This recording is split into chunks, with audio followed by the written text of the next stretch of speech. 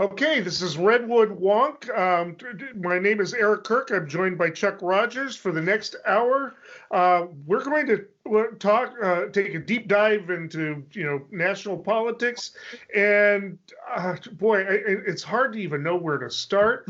Um, the last time we did a show, our show that is airing now, or during this week, it became obsolete within 24 hours because Right. we talked a lot about the debate. Now there's been a lot of talk about the debate too and its impact on the polls and everything, but the president was diagnosed with COVID, and a bunch of his staff, three Republican senators, two of whom were at the Rose Garden introduction of Judge Barrett as the Mhm. Supreme Court Justice nominee. Fortunately for her, she already had it in the summer, but a bunch of people got it there. It's been called a super spreader event.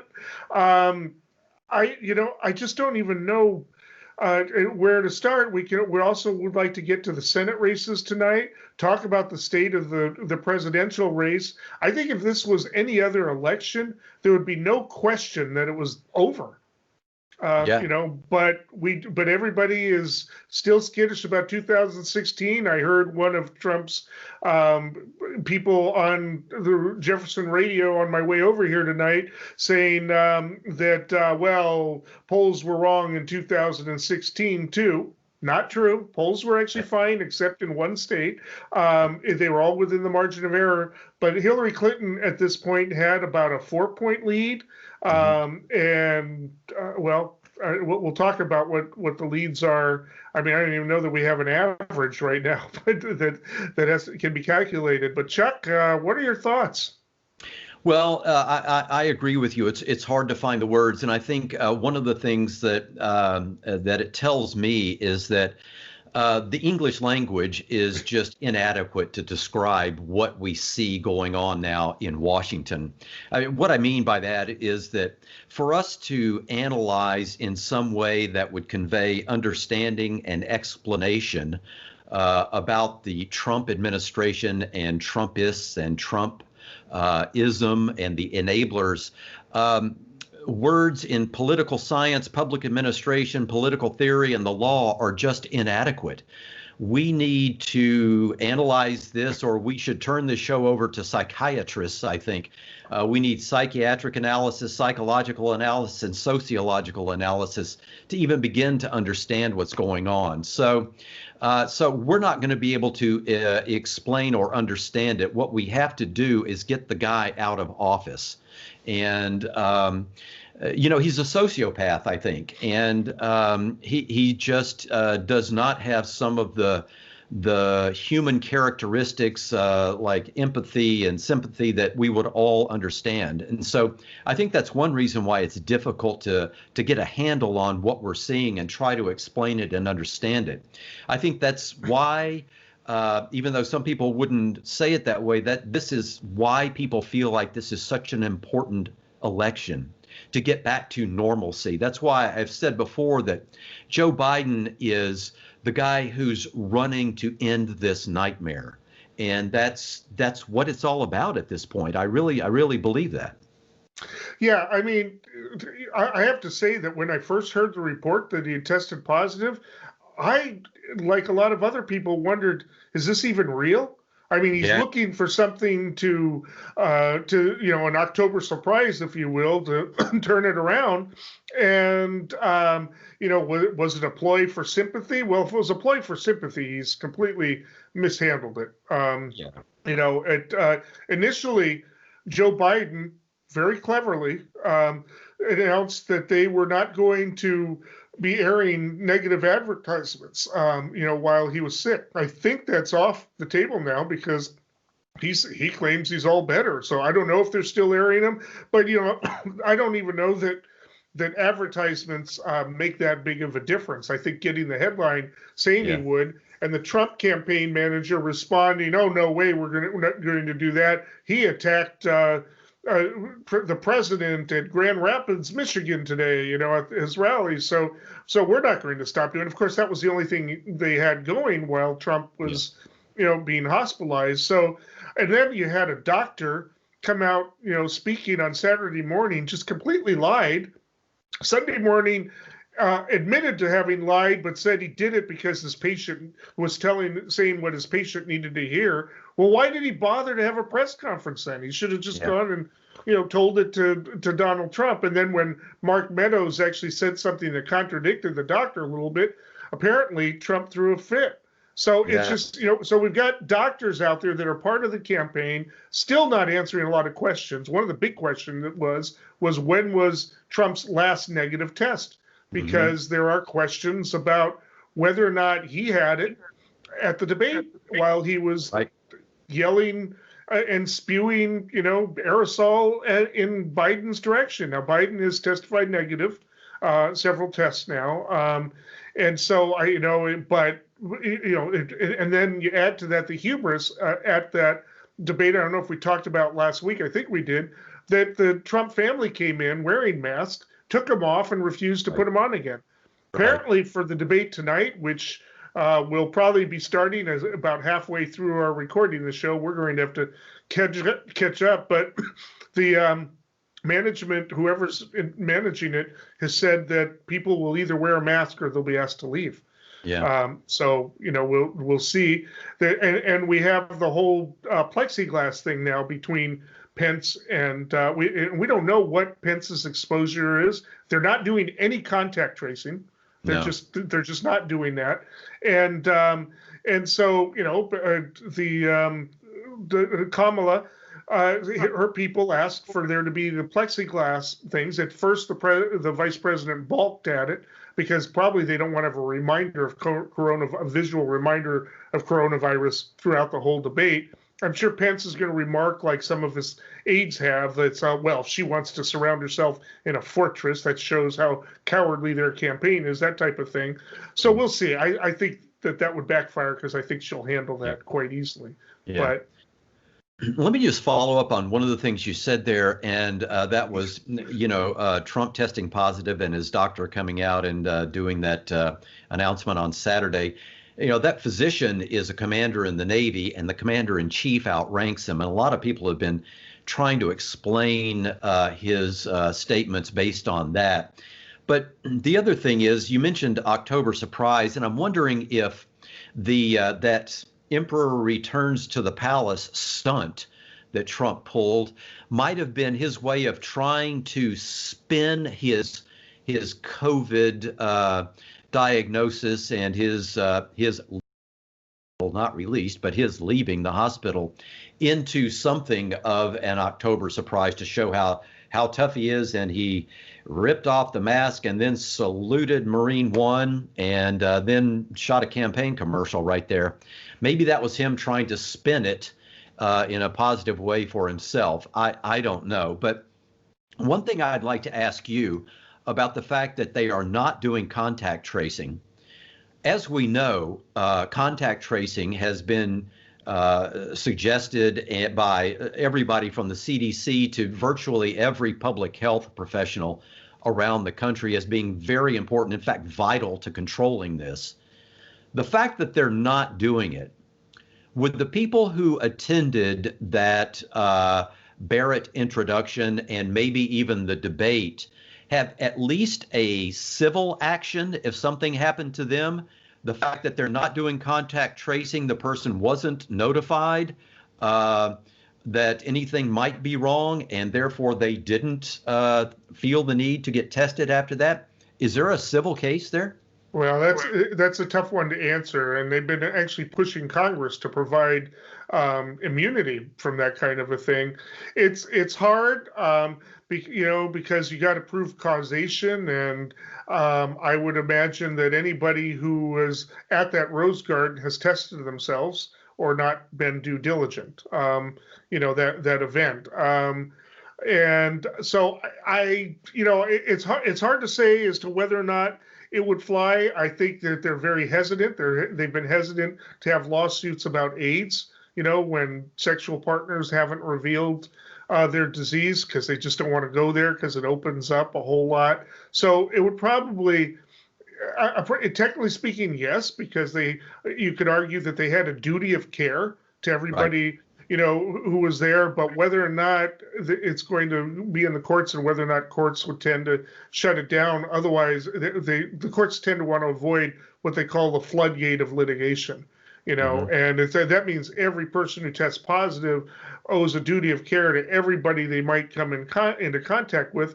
But maybe you make an argument, well, it's different if you're the president because you've got a lot more influence, you've got a lot more control and ability to do the contact tracing and to let everybody know and resources. So I don't know. I'm certain that the lawsuits will be filed, but as to what how they'll turn out, it's really hard to say. Yeah. Well, there were so many people there, and only a few had masks on. And what is it now? Like a dozen within the White House itself have now tested positive, and including some of his closest aides. So you would think that that something has got to give there, right? Yeah. I mean, his press secretary tested positive Monday morning, and she'd been without masks, doing these pressers without masks as late as Sunday night, and she's arrogant about it. It's just, and a few of her staff people were infected, and we'll never know how many Secret Service people have been infected because they do not reveal that to the public. But we know that whoever was driving around in the car with him when he decided to take that tour, of the people outside supporting him, they're at risk. And yes, they were wearing masks, but the masks only provide partial protection. They're not absolute. It's supposed to be part of social distancing. It's kind of like a condom. The condom by itself doesn't provide full protection. You need to enhance it with other basic protocols. And going into basically a sealed vehicle, with somebody who was at the height of infection, that wasn't right to ask them to do that. And I know they volunteered, but what Secret Service person could refuse that in their culture? You have to do it. It's your duty to die for the president. And, we'll never know how sick they are. And that was just a stunt that was unfair to everybody else in the car. But, it's hard to say. I think people are seeing it that way. Maybe not the hardcore of his base, but I have noticed since last week's debate, I go on these online forums, the Trump supporters and Republicans have been very subdued. On my blog, they haven't even shown up. I mean, literally for a week, I don't think we've had a pro-Trump comment show up on my blog. Usually, there's like about 3 or 4 of them who are there routinely, and they just disappeared. So I think that something is getting through. I think that everybody sees that stunt as theatrics, and they wanted to basically move away from the basic question that we should be having a national discussion of was, the thought that President Trump was caught the virus because he was reckless and has been reckless, and everybody else, first they wanted to kind of blame Hope Hicks. Oh, she likes to hug soldiers, blame the military for giving it to her, but we don't know if she gave it to him. He might have given it to her. It just, and this is, and still he wants to go back and do another rally. He wants to get back out on the road. I know. Yeah, he's being so cavalier about it and ripping the mask off there at the White House and that whole stunt. It's hard not to see through that. And let's remember that people are voting now. The election is underway. The election had been underway when all of this happened, when his diagnosis happened and when his Emperor Returns to the Palace stunt happened. People are already voting. In fact, it's into the millions. A couple of days ago, we're recording this on a Wednesday and Monday night when I checked, there were already over 5 million people who have voted. Yeah. So, and it's only going up every day. So, people are making decisions now. So they see this cavalier attitude that is putting people at risk. And, this is absolutely the wrong time to be showing such a cavalier attitude towards something like this. Yet that's what they're doing. And the polls are reflecting it. You mentioned the polls earlier, the polls nationally, and even more important than that, the polls in a lot of the individual states are reflecting this. Yes. Yeah, he's the only place he's gone up slightly is Texas, and that's because there have been only been a few polls, most likely. He has lost ground in every other. He had been doing pretty well there in Florida, got pretty close to Biden in Arizona and North Carolina, and the last few polls I've seen have Biden up by 5 or 6 points. But the killer is a national poll today, Rasmussen. Republican pollster always skews things towards Republicans. They want to get the base riled and cheer them on, and then always at the last minute. I've seen Nate Silver complain about this. That's why Nate Silver only gives him a C plus, even though is that all of a sudden in the last week their polls magically turn towards the crowd back to normal, and then they so that they get their ratings based on the final. But throughout the whole season, they skew everything. They've been skewing his disapproval ratings. Everybody else has had him underwater for disapproval, approval versus disapproval by 5 points to 15 points at all given times. Rasmussen has actually had his approval rating higher than his disapproval rating a few times. Nobody else has. And still, Rasmussen today released a poll that has Biden up by 12 points. And so I've thought that there was a CNN poll, and I think it's an Emerson, or I'm not sure, maybe a Quinnipiac poll that has them as high as 16 points. CNN had them as high as 14 points. I've been thinking those are outliers, but maybe they're not. I mean, I just don't know. No, they're not. No, I saw those polls too. I'd like to add one more. There was one today, just before we started recording this. I checked on the state of Texas, and in the race there, John Cornyn, of course, the Republican incumbent, assumed that this was going to be an easy re-election cycle for him. But that race against the Democrat MJ Hagar is now down to 1 point, which is well within the margin of error. So even a Senate seat in deep red Texas could flip.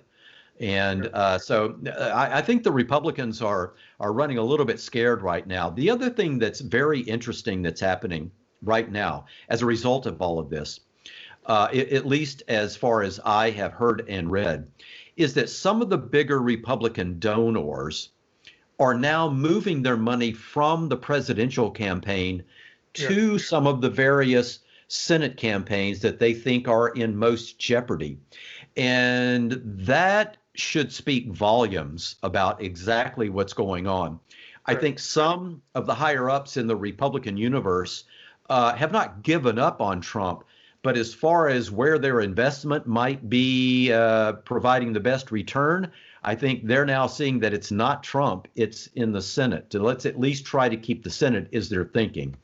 All right, we'll talk about the Senate in a minute, but we need to talk about today's goofy Rose Garden video in which he basically thanked God for giving him the virus, that it was a blessing in disguise, so that he would learn about this this remedy that he's been working on. And I can't even pronounce the thing. It sounds like an R. I don't know if you can pronounce it, but which is basically breath therapy, steroids, and the rest. And so now that he knows about it, it's going to bring it to the forefront. And now and because of all the good work he's done to develop all of these care, now the coronavirus is going to be out of control. I mean, in control. As he was saying last Thursday, right? And so it's just, so God is intervening on his part, making him sick so that he learned not to give him humility, obviously. And he says that it was his idea. Apparently he's a doctor now, to take the drug, and that he's doing fine. And we don't know if he's doing fine. We have no idea how he's doing. Right.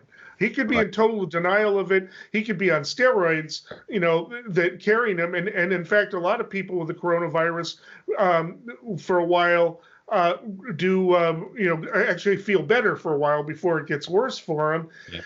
And when he the other day said, "Don't fear coronavirus," it's like we're talking about a guy who's got a 20 physician staff, a helicopter that can take him to one of the best hospitals in the world. Infinite access to any drugs that he wants, that he and his doctors want. I mean, I don't think my Blue Shield plan will get me that kind of treatment. Yeah. So I think that there's this. So, but the question is, are people seeing through it? And it does seem like that based on the polls. Now, also the polls were moving by his, very interesting debate performance last week, which I think set things against him. But this is, it seems like most people are seeing it as, no, this is not a blessing. This is something that happened to you because you were reckless. And if you can't protect yourself, how can you protect everyone else? I imagine that's the argument that Kamala is going to be making in about 15 minutes. So it's just, we could talk about those polls. I mean, in every state, he's gone up. In Pennsylvania, some polls have him in double digits. He's ahead in Ohio over the past few polls, only by 1 or 2 points, but ahead in a state that you had written off, a while back. And he's gaining in the Sun Belt, in the Rust Belt, and the three. We talked about the 3 offense states that Trump had: New Hampshire, Nevada, and Minnesota. Minnesota's not even close anymore. No. Nevada's at about 7 to 8 points. Pardon me. New Hampshire is. Nevada, I haven't seen a lot of polling out, but I really doubt he's doing well there either. And so why don't, if you have any more comments on the presidential polls before we move into the Senate races? I just a couple of them. Nationally, you mentioned a few of them. I have Biden up by 16, 14, and 11.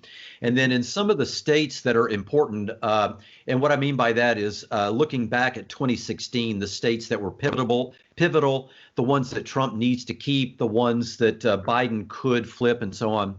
Biden is ahead in Pennsylvania, in Michigan, in Arizona, and Florida. And you mentioned Ohio by 1. There's another poll that shows it pretty much tied in Ohio. But it shouldn't be tied.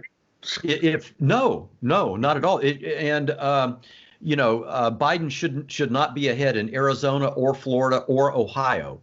And here's something that's also interesting. If you dive into some of those polls kind of beneath the layer of the final result, you find out who it is who's abandoning Trump. On the one hand, women are abandoning him in large numbers still.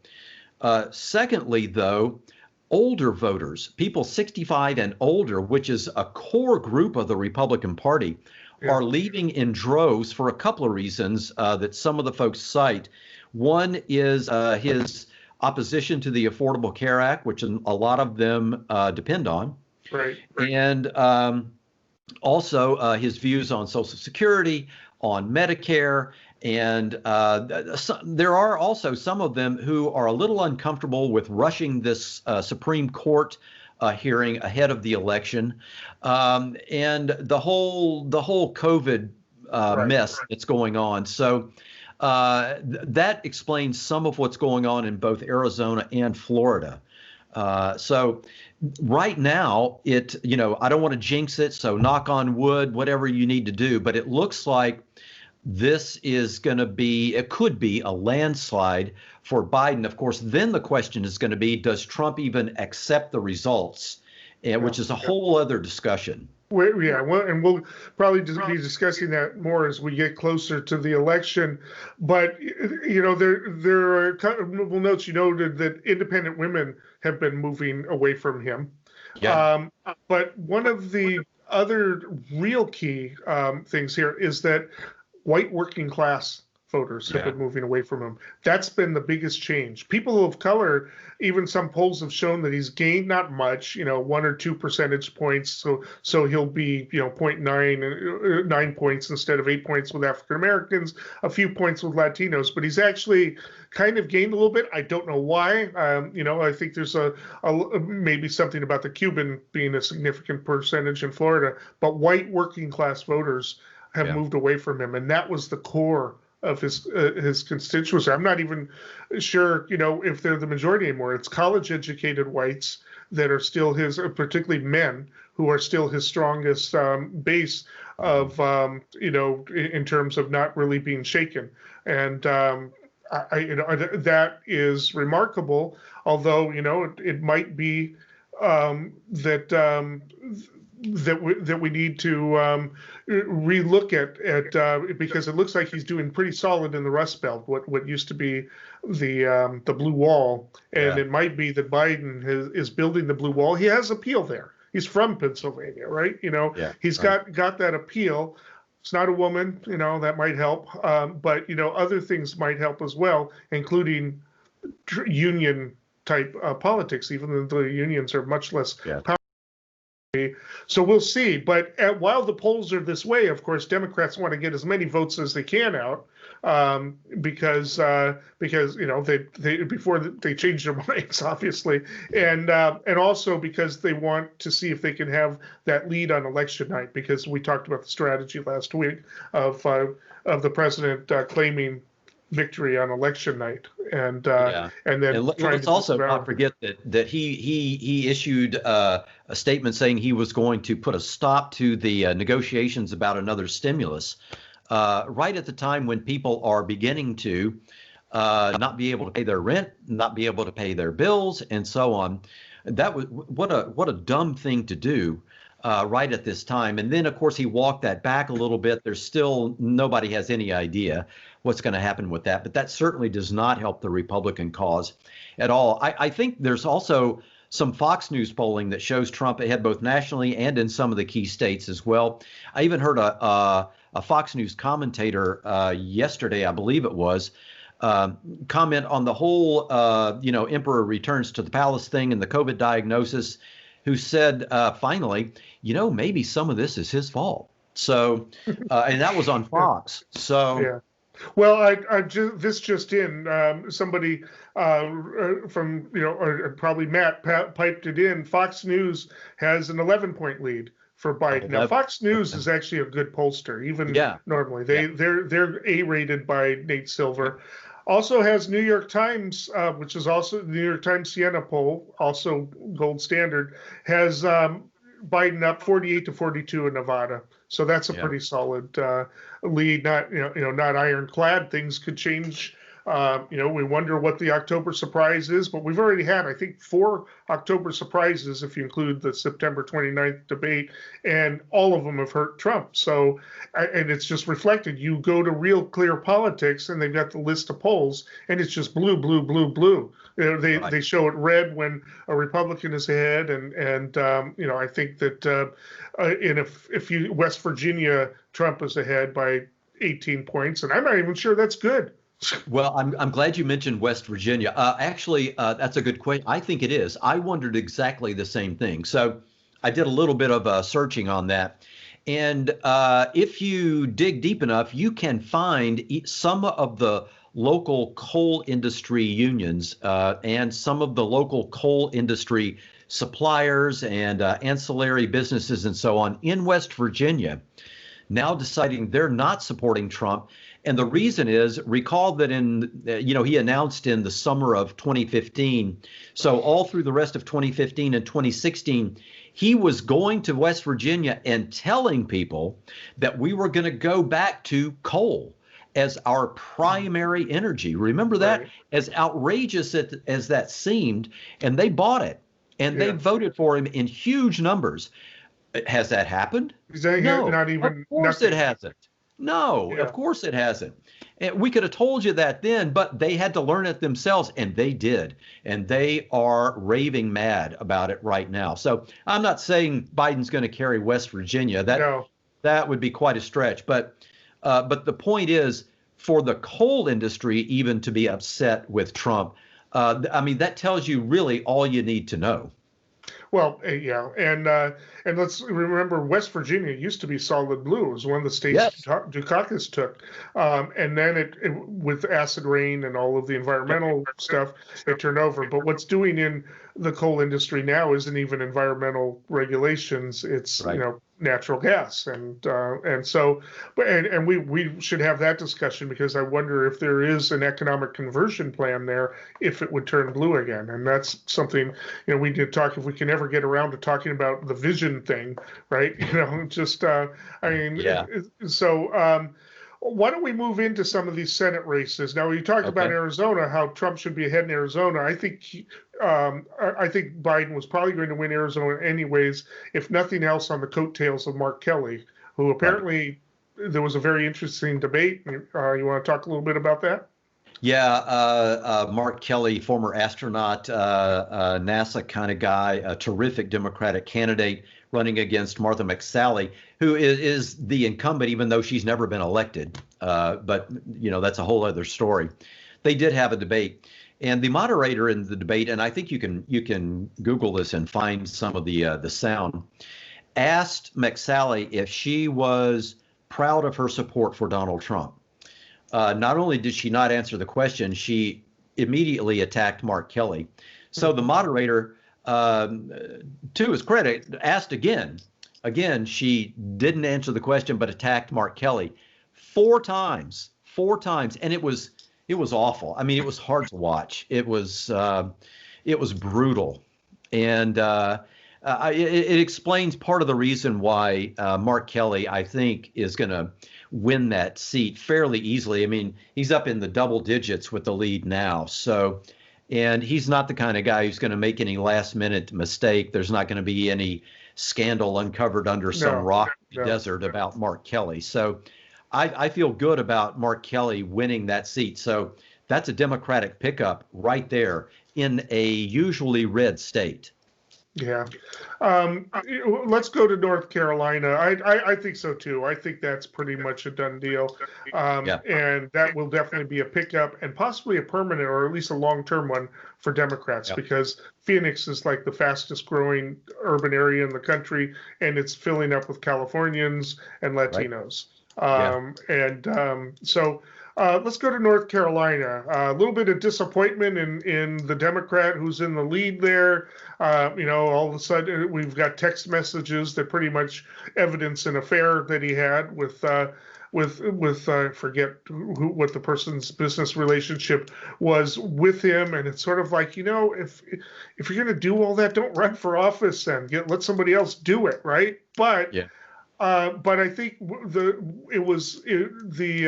simultaneous revelation was that Tillis caught the virus probably at the Rose Garden event. He was wearing a mask, by the way, but mask protects other people more than it protects you.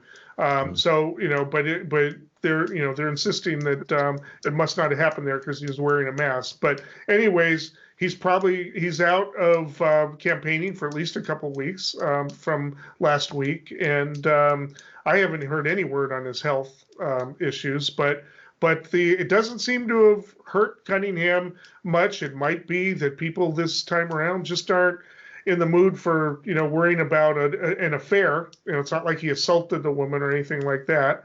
They might just be, even in North Carolina, figuring that's between him and his family. But right now we do not want a Trump sycophant in office. Exactly. And I think the last poll had him ahead by 6 points. Yeah, 6. The problem Tillis has with using that against Cunningham in North Carolina, I mean, the obvious response to that is, well, let's talk about the person you support, Senator Tillis. Let's talk about his affairs. Let's talk about his scandals. Let's talk about, what is it, 22 now accusations from women about sexual misconduct? Why are you supporting that guy, Senator Tillis? And so I think in the Trump world, it's difficult to use anything like that against anybody else because they have a pretty easy response to it.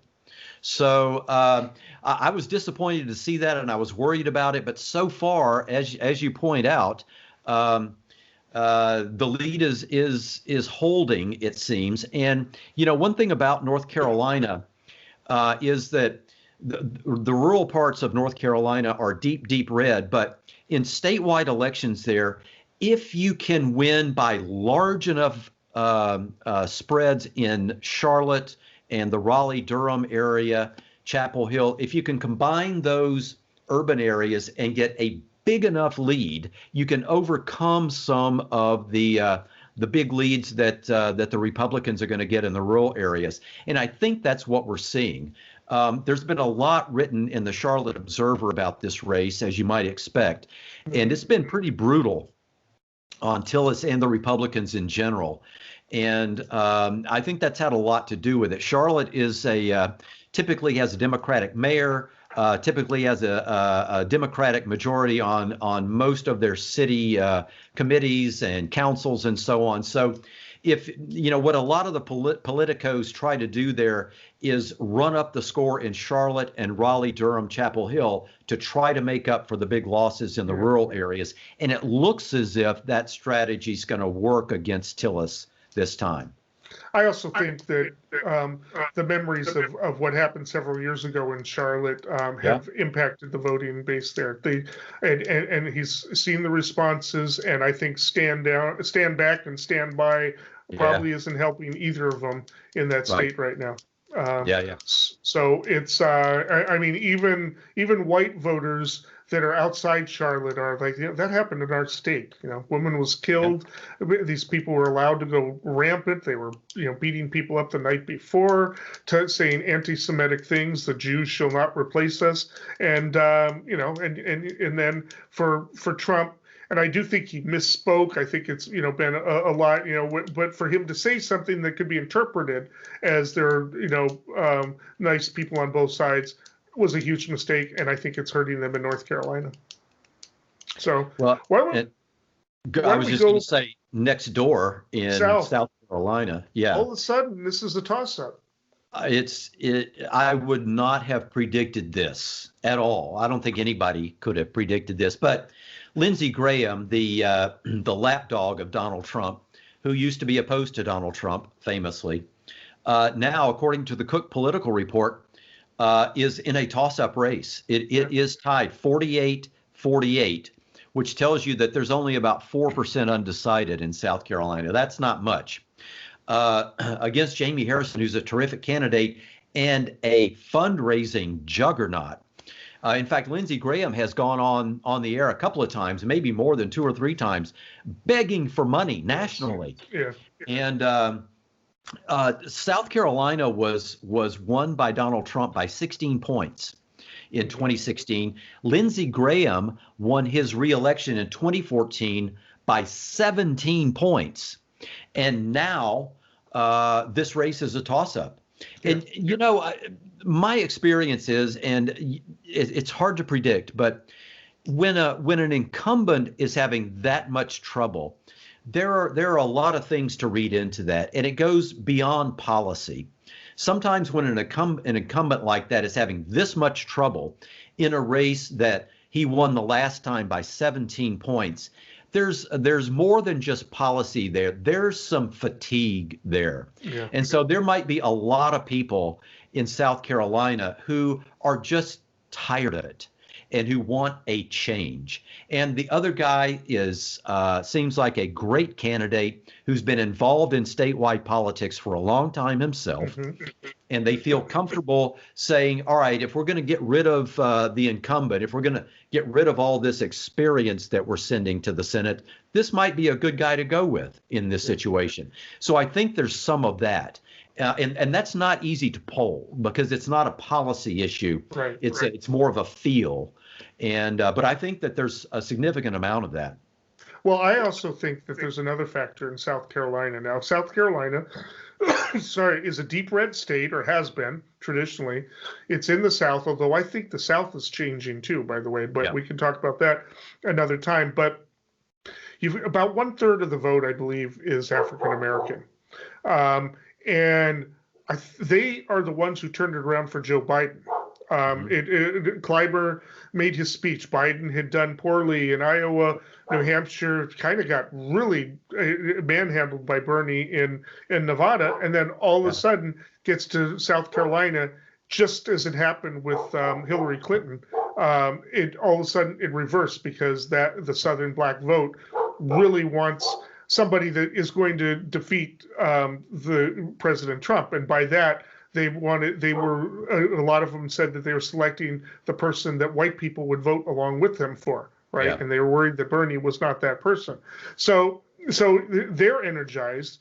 the Congressman Clyburn is energized. He's out there plugging for Harrison. As you Right. say, Harrison raised a lot of money. The Lincoln Project came up with a real funny satire of Graham begging for money, Yeah. with the angel song of Sarah McLachlan, Yeah. playing as, Stop the Pain. I mean, it's really well done. And it's airing all over the place. And then Harrison did really well in the debate. Is basically asked, how good is your word? Because, of course, Graham has completely Yep. done a 180 with regard to whether or not somebody should be a Supreme Court justice should be nominated during an election year, and last time it was when the nomination came in February. Oh, it's just too close. Now it comes in September, and he said, use my words against me. So Harrison pointed at him and said, how good is your word? Yeah. And I guess asked that several times, and nowhere did Graham ever even say, my word is just fine. He didn't even want to make that argument, because it's not because that then Harrison's follow-up would have been brutal. And so and that's going to be the millibite that Harrison Exactly. sends all over the place. Exactly. That was Jamie Harrison saying that. It was one of those debate moments that doesn't always happen, but when it does, it's what you remember. And the people in South Carolina who watched that debate or listened to it on the radio, that's what they heard. And that resonated with them. And so that was a moment. And I believe you're going to see Jamie Harrison use that going forward for the remainder of the campaign. And you're right, Congressman Clyburn is responsible for Joe Biden turning around his campaign in the primaries and winning. And there's no other way to say it. It was Jim Clyburn who stepped in and changed everything. One last thing on South Carolina, and you're 100% right.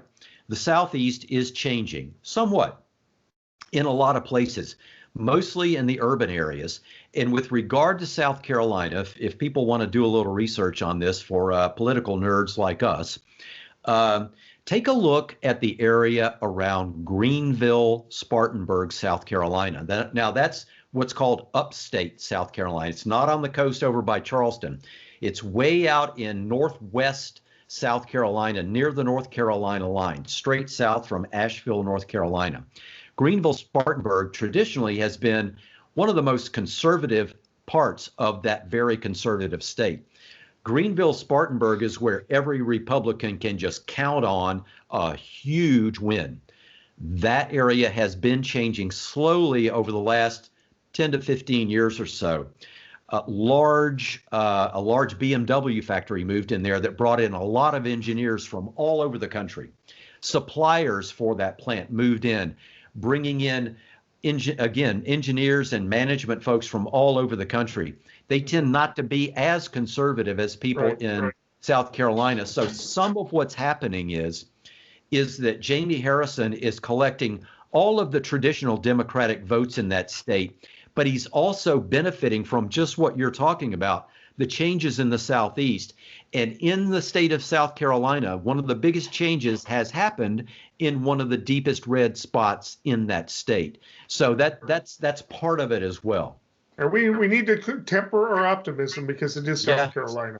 It is South Carolina. I mean, it's and there are a lot of very conservative, religious white folk there. And exactly.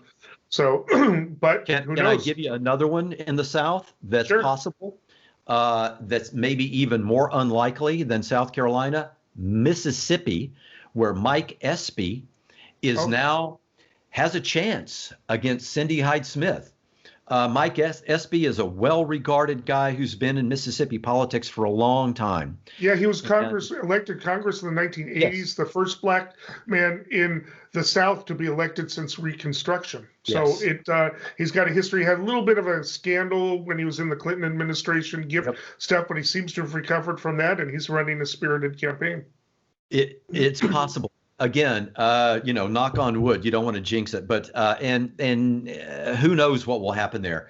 But when we can talk about people in South Carolina and Mississippi and North Carolina and Georgia, at least having a chance, that really portends good things for the future, I think.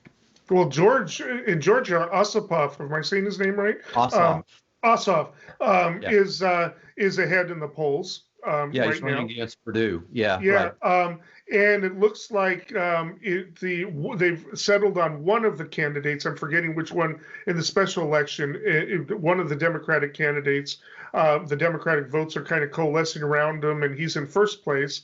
Hmm. And that'll of course go to a runoff for the top two, but he'll Right. definitely be in that runoff. So there's a possibility of two pickups, Yep. Democratic pickups in Georgia. Again, one of the Yeah. states changing I because it think if has. there's a runoff, that other race, other than the Ossoff race, I think that runoff would be the first week of January, I believe, if there is a runoff in that other one. But yeah, there's a chance that both could go Democratic in Georgia. Yeah, So it's and the bottom line for all this, I think, is that, and correct me if I'm wrong on this, it's pretty easy mathematically right now to find a pathway for the Democrats taking back the Senate. mhm. And if the Democrats take back the Senate, regardless of what happens in the presidential race, if the Democrats take back the Senate, there are actually some things they can do. Yeah, So, they're not so losing the House. They're not no, going to lose they the might House. even gain in the House. Yeah, Yeah, right. so anyway, we got a couple more Senate races. We're starting to run out of time. Joni Ernst is all of a sudden falling behind in Ohio. I mean, pardon me, Iowa. In Iowa today, right before we started talking, I checked, and the poll that I saw was Joni Ernst was down by 5. That's And big. I've been pointing to Iowa for quite a long time now. Just one of my stops in graduate school was in Iowa, and I still have family in Iowa, and so on. And it just seemed to me that Donald Trump was not somebody they would stick with for a long, long time. And so I think that there's a chance that Biden could win Iowa. I think there's a better than 50-50 chance that Joni Ernst will lose, Yeah. and that I believe her name is Greenfield, who's running against Joni Ernst, will Yes. pick up that Senate seat for the Democrats as well. And Running a Iowa good is one of campaign. those states. I'm sorry, go ahead. Running a good campaign in Iowa. Very absolutely. effective. Absolutely. So Yeah. Well, So, and of course, we've been wondering what's going to happen in Maine. There was one poll that had Collins behind by 1 point that was released on Tuesday, but Yeah. that maybe we'll find out if that's an outlier because all the others have had her 5 or 6 points behind. She's really trying to distance herself from Trump right now, especially right now. Yeah. But her opponent Gideon isn't letting up on her Kavanaugh vote, her vote Yeah. against impeachment, and and all the judges, and we'll see. Collins is hitting back, trying to hit back, saying Gideon is not doing her job in the state legislature. We'll see if that gains any ground, but it's actually closer than I thought it would be. But that's because she's known as a moderate, I think. Yeah. But that's going to be an interesting race to watch. They've had a couple of intense debates. But the Democrats have seen that as a flipping opportunity for a while. Yeah, I think Susan Collins and actually I guess I would say this about all of the Republican incumbents who have in one way or another supported Trump through all of this. Their idea of turning around right now, I think, is too little, too late. Yeah. And one of the reasons I say that is that I find it useful in trying to analyze U.S. politics to occasionally either read or listen to discussions from overseas journalists, because they're looking from the outside in. And I was reading about a discussion in a BBC publication that was maybe Sunday or Monday, where it was a transcript of a roundtable, and that's exactly what they were saying. That some of the folks who are coming back to Trump and saying, actually I don't support him, it's way too late for that. Yeah. They should have done that in 2015 when he was running. And they should have warned people in 2016 before the election. They should have voted for impeachment earlier this year. They had plenty of chances to show that they were going beyond Trump and that actually they were putting country first. It's too late for that. It's too late for that. They've gone on the record too many times for people to believe them. And their opponents aren't going to let up. No. They're gonna keep pushing their idea. I have not seen any polls out of Montana. I'm really curious as to whether or not Bullock has been benefiting from any of this. I did see one earlier this week where it was a 1 point. Daines was ahead by 1 point. Yeah, Daines had been holding on. He's not known as much as a Trump supporter. I mean, he is a Trump supporter. There's no doubt about it. But he's not. Anyway, so that we have that, but Colorado is gone for the Republicans. I mean, there's definitely going to be some pickups for Democrats. They need 3 to have a tie break, I believe, but they also need to not lose in Alabama. And that election does seem like Doug Jones is going to lose it, but we'll see. So. Yeah. All right. Well, we are at the time of the show where we give our predictions. Do you have any? I have a couple. One, I've kind of already mentioned it, but I'll still include it in my predictions. Down the stretch, we will continue to see large Republican donors moving money away from Trump and into some of the Senate races that are in trouble as a desperate attempt to save the Senate. That's going to continue. That's one. The other one is I'm also predicting that sometime in November and maybe even before the election, we will get back to daily new cases of COVID-19 that are rivaling the peaks that we saw in the spring and summer. And that's not going to be good for the president. All right. Well, I have a prediction that pertains to Election Day. Pennsylvania, the Republican legislature has put together a commission that would, or a panel that would decide whether or not to overturn or override the election in granting Trump electors. I bet they don't pull that trigger. I think that it's going to be so intense. I think they all got their own careers. I don't think anybody wants to go down with the ship with Trump's ship. As long as it's more than 5% win there, if it's not a close race, I think that they are not going to do that. A lot of people are worried about it. But because that is considered to be the tipping state by Cooks and 538 and the rest. But I really don't think I think they're going to lose their nerve and not do it. Well, that would be huge. I hope you're right about that. That would be a big deal. Yeah.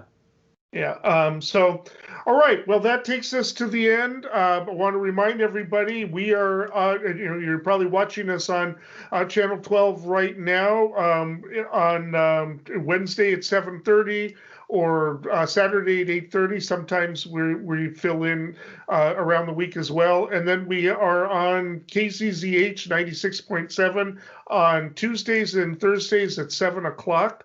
I want to thank Chuck. I want to thank, and just real quickly, I've gotten some responses from the show about my ballot endorsements, my suggestions for the California state ballot measures. If anybody else wants them, they're available at, you can get them at ericvkirk@gmail.com. Make sure you get the V in between Eric and Kirk, and I will send them to you. They can also be found on Redhead and Black Belt. So thank you, Matt, and for the opportunity. And who knows what's going to happen? I would try to give us a preview as to what's going to happen next week, but nobody knows. The debate that's going on right now might be ancient news by then. So we'll see.